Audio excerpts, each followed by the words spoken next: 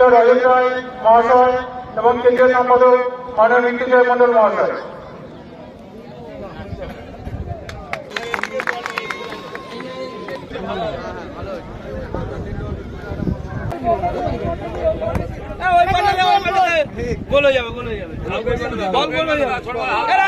রক্তদান শিবির এবং ফুটবল প্রতিযোগিতা একটু আগে অ্যাডভোকেট শান্তনু সিংহ উল্লেখ করেছেন।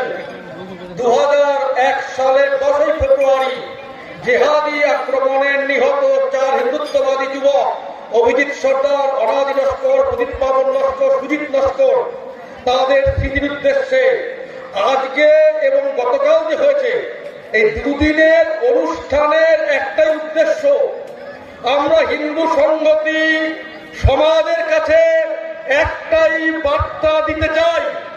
অনাদি, প্রদীপ পাবন, সুজিত, অভিজিৎ, ওই 4 হিন্দুত্ববাদী যুবক তোমাদের আমরা ভুলিনি, তোমাদের আমরা ভুলবো না। তোমাদের স্মরণে এই মাঠে থাকতে চাই, তাই আমরা ফুটবল খেলা বেছে নিয়েছি। এই ফুটবল খেলার পেছনে একটা ইতিহাস আছে। ইতিহাস হচ্ছে আজকে থেকে 23 বছর আগে আমাদের 4 জন হিন্দু যোদ্ধা খুন হয়ে গিয়েছিলেন জিহাদিদের কাছে।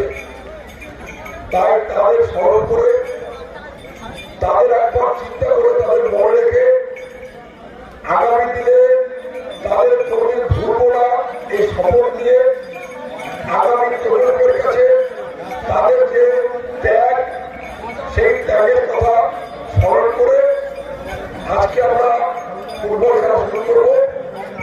ভারত মায়ের জয় হোক, হিন্দু সংগঠন জিন্দাবাদ, জয় মা কালী, জয় শ্রীরাম।